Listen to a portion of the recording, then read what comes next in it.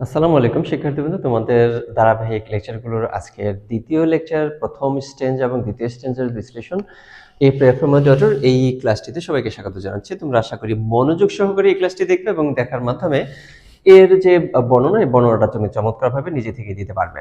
তাহলে আমরা যে টাইটেল দেখতে পাচ্ছি, আমাদের যে আজকের কবিতা বিশ্লেষণের টাইটেল হচ্ছে a prayer for my daughter. এখানে কবি আমরা আগে দেখে এসেছেন উইলিয়াম বাটলার ইয়ার্স, আমাদের বিখ্যাত আইরিশ কবি। এখন এই যে কবিতাটির শুরুতেই কিন্তু আমরা দেখতে পাচ্ছি যে একটি ঝড়ের একটা ইমেজ আমরা দেখতে পাচ্ছি এখানে। এই ঝড়টা এখানে ইমেজটা এটা কি অর্থ ব্যবহার হয়েছে বা এটা হচ্ছে কিসের সিম্বলিজম হচ্ছে, এটা হচ্ছে পলিটিক্যাল আনরেস্ট অথবা জীবনের যে স্ট্রাগল, এই সমস্ত কিছু কিন্তু এখানে হচ্ছে প্রতিমান হয়। এবং আমরা যদি কবিতাটাকে সরাসরি শুরু করি তাহলে কি দেখতে পারবো, once more the storm is howling. Once মানে কি, এক সময়। এই যে দেখো, মানে একটা সময় দেখতে পেলাম যে এখানে কি ঝড়টা আরো বেশি হুঙ্কার দিয়ে উঠছে, আরো বেশি হুঙ্কার দিচ্ছে। ঝড়টা কি করছে, হুঙ্কার দিয়ে উঠছে। এন্ড হাফ হাইড, আধা লুকানো অবস্থায় আছে। মানে সে হচ্ছে ঘর থেকে ঝড়গুলো দেখছে। আটলান্টিক মহাসাগরের কাছে যেহেতু আয়ারল্যান্ড, এখান থেকে আটলান্টিক থেকে উৎপন্ন ঝড়টা কোন দেখছে। Under this cradle hood, hood তো আমরা জানি যে ঢেকে রাখা, আমরা হচ্ছে অনেকে কিন্তু শীতের কাপড়ের হুড পরি, এই হুড বুঝতে পেরেছো, যে শিশুর খাটের যে ঢাকনা, এটা হুড। আচ্ছা দেখো, কভারলিন এখানে চাদর দিয়ে কিন্তু সুন্দর করে ঢেকে রেখেছে। এই যে দেখো, এই যে এটাকে কিন্তু আমরা দেখতে পাচ্ছি, এই যে একটা শিশুকে সুন্দর করে শুইয়ে রেখেছে এবং জানলার পাশ থেকে কিন্তু দেখতে পাচ্ছি যে আমরা একটা ঝড় বয়ে যাচ্ছে।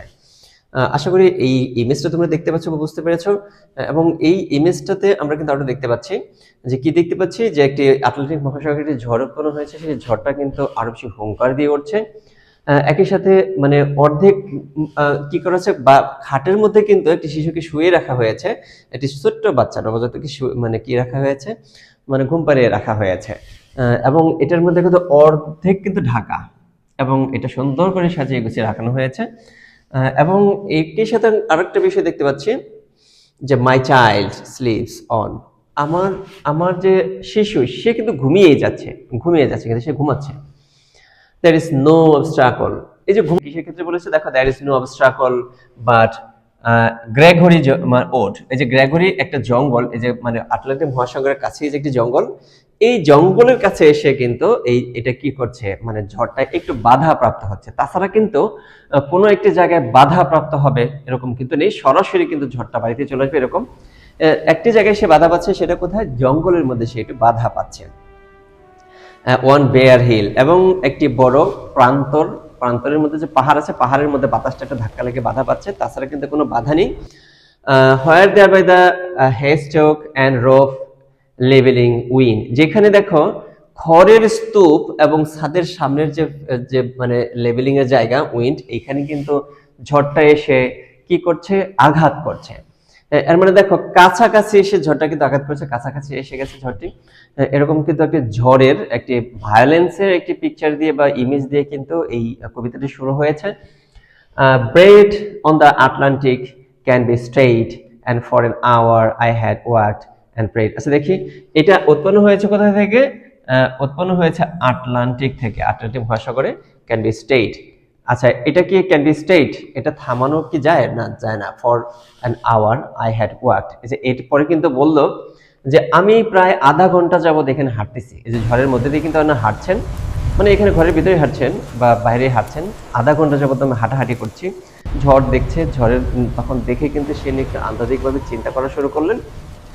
এরপরে হচ্ছে প্রেড, এবং এই যে একই সাথে ঝড়ের কারণে সে কিন্তু মানে প্রার্থনা করা শুরু করলেন। আমরা অনেক সময় ঝড়ের সময় কিন্তু ভয়ে কিন্তু প্রার্থনা করা শুরু করি, একই সাথে উনিও কিন্তু প্রার্থনা করা শুরু করেছেন, কিন্তু সেই প্রার্থনার প্রসঙ্গ এবং প্রাসঙ্গিকতা ছিল একটু ভিন্ন। কি বিষয়ে প্রার্থনা করা শুরু করলেন, because the great gloom that is in my mind, আমার মনের ভিতর একটি অন্ধকার এসে বাসা বাঁধলো, একটি সংশয় এসে বাসা বাঁধলো, এই সংশয়টা কারণে আমি হচ্ছে প্রার্থনা করা শুরু করলাম। আচ্ছা দেখি, আমরা প্রথম স্ট্যান্ডার্ডের একটু পড়ে নিই। A violence storm ranged outside while poet's infant daughter sleeping peacefully, এই যে হিংস্র একটি ঝড় তাণ্ডব চালিয়ে যাচ্ছিল বাইরে, কোথায়, ঘরের বাইরে। হিংস্র একটি ঝড় তাণ্ডব চালিয়ে যাচ্ছিল ঘরের বাইরে, কবি যখন তার নবজাতক শিশুর পাশে শিশুটি ঘুমাচ্ছিল পিসফুলি, এই পাশেই তিনি কিন্তু ছিলেন, ক্রেডেলের দোলনার মধ্যে ঘুমাচ্ছিলেন। এখানে কিন্তু কবি দাঁড়িয়ে দাঁড়িয়ে দেখছেন ওনার শিশুকে। দ্য স্টর্ম সিম্বলাইজেস কোর্স এন্ড ডেঞ্জার। এই যে দেখো ঝড়টা কিন্তু একই সাথে কি অরাজকতা এবং বিপদ, পৃথিবীতে বিপদ এবং অরাজকতা কি করছে এখানে সিম্বলাইজ হচ্ছে। Walking and praying the poet feels deep anxiety and darkness in his mind as she thinks about the uncertain future awakening as দেখো his child। এই যে তার সন্তানের জন্য একটি মানে অনিশ্চিত ভবিষ্যৎ সামনের দিকে এগিয়ে আছে। এটাতে আসলে উনি কি বোঝাতে চেয়েছেন দেখো আয়ারল্যান্ড কিন্তু এখনো স্বাধীন না এবং স্বাধীন হওয়ার পথে। এখন এই যে তার যে সন্তান বেড়ে উঠছে কোথায়, একটি পলিটিক্যাল আনরেস্টের মধ্যে। আমরা কিন্তু কবি পরিচিতির মধ্যে দেখে এসেছি একটি আনরেস্টে কিন্তু তার সন্তান বেড়ে উঠছে, এটাই কিন্তু উনি আশঙ্কা করছেন এবং একই সাথে ভাবছেন যে তাহলে আমার সন্তান বেড়ে যে উঠবে, এটা কিভাবে বেড়ে উঠবে, কিভাবে জীবনযাপন করবে, তার ভবিষ্যৎ কেমন হবে, এগুলো নিয়ে কিন্তু উনি চিন্তা করছেন এবং একই সাথে প্রার্থনাও করছেন। দেখি I have walked and prayed for this young child an hour. এই দেখো এই যে ছোট্ট একটি মেয়ে, তার যে ছোট্ট মেয়ে যে প্রশান্তিতে ঘুমাচ্ছে, তার জন্য সে কিন্তু চিন্তিত হয়ে গেছে, হাঁটতেছে আর তার জন্য কি করছে, প্রার্থনা করছে তার ছোট সন্তানটির জন্য। and heard the sea wind stream upon the tower। এই দেখো সে কিন্তু একই সাথে শুনতে পাচ্ছে তার বাড়ির যে মিনার, তার বাড়ির যে মানে উঁচু স্তম্ভ, এখানে সে বাতাস এসে কি করছে, ঝাপটা দিচ্ছে, বাতাস এসে শব্দ করে আছড়ে পড়ছে। এই দৃশ্যগুলো, এই শব্দগুলো তো একই সাথে উনি শুনতে পাচ্ছেন। ভালো করে খেয়াল করে যদি দেখি ইন দ্য ইলম অ্যাবভ দ্য ফ্লডেড স্ট্রিম। এই দেখো ইলম গাছ যে রয়েছে, দেখি under the arches of the bridge and scream.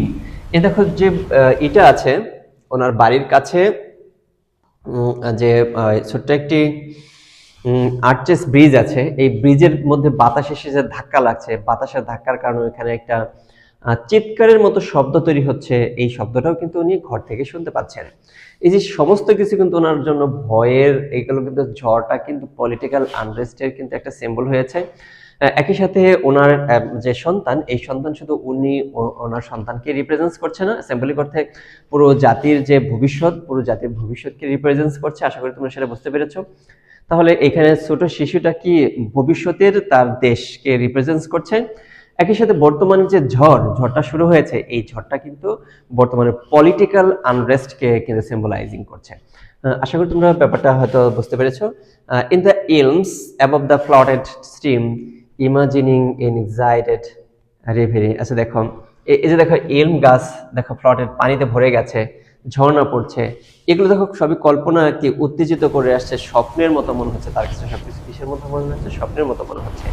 That the future years had come, dancing to a freezing drum out of the murderous innocence of the sea। এই যে দেখো murderous innocence, এইখানে আমরা একটু দেখি একটা লিটারারি ডিভাইস আমরা এর আগেও কিন্তু দেখেছি, আমরা কিন্তু ইমেজ দেখেছি, সিম্বল দেখেছি। এখানে দেখো জ্বরটা কি সিম্বলাইজেস করছে, পলিটিক্যাল আনরেস্ট কে সিম্বলাইজেস করছে, বা যে কোনো আনরেস্ট বা এগুলোকে সিম্বলাইজ মানে করছে, অথবা ভায়োলেন্স কে, কোজ কে, এগুলো সিম্বলাইজ করছে। একই সাথে কিন্তু আমরা এখানে দেখতে পাচ্ছি যে দেখো আমি কিছু আমরা সিম্বলগুলো একটু দেখে আসি যে কি কি সিম্বল আমরা দেখতে পারি।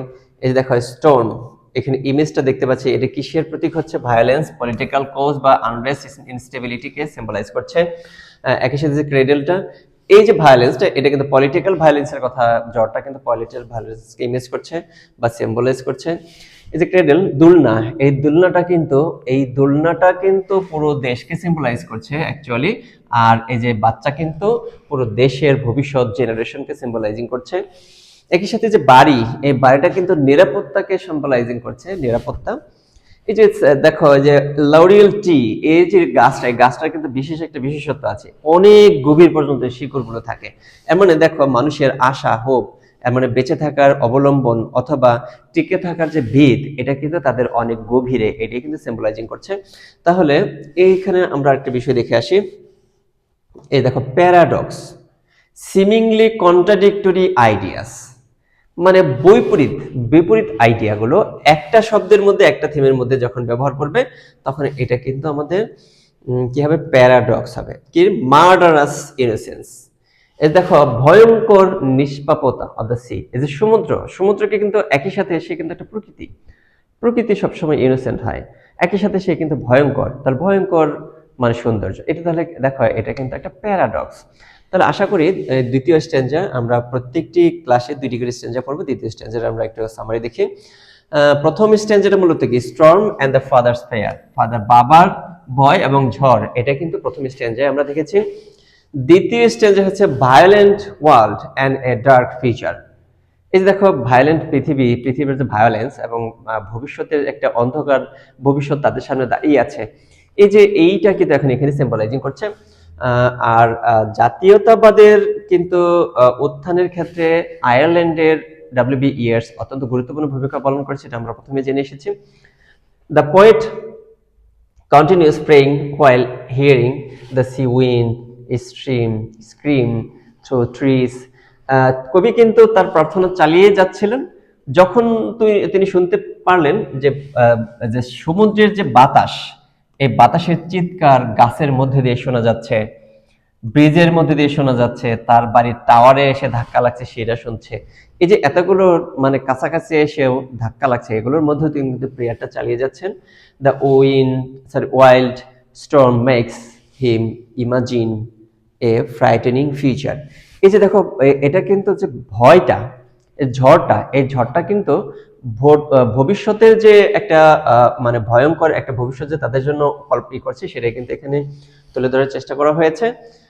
Shaped by violence force, the sea symbolizes destructive innocence, powerful, uncontrolled and dangerous. এখানে দেখো সমুদ্রটা কিসের প্রতীক হয়েছে, এখানে সমুদ্র প্রতীক হয়েছে ধ্বংসাত্মক নিষ্পাপতার একটা প্রতীক হয়েছে, এটা আমরা দেখেছি। এটা কিন্তু একটা প্যারাডক্স।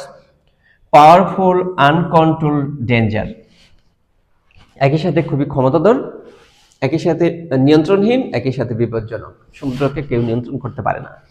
তাহলে আশা করি আমরা যে প্রথম 2টি স্ট্যান্জা পড়লাম, এই কবিতার কিন্তু আমরা জানি যে 10টি স্ট্যান্জা রয়েছে। আশা করি তোমরা প্রত্যেকটি স্ট্যান্জা মনোযোগ দিয়ে পড়বে এবং পরবর্তীতে আমরা যেই এটা তোমরা পড়তেছো মডেলের মধ্যে দেখতেছো আমার লঙ্গলের ওয়েবসাইট থেকে, যারা এখানেই কিন্তু তোমরা আমার এই নোটগুলো পেয়ে যাবে পরীক্ষা উপযোগী বর্তমান প্রশ্নের প্যাটার্ন অনুযায়ী। সেই নোটগুলো নিয়ে তোমরা আশা করি পড়ে নেবে।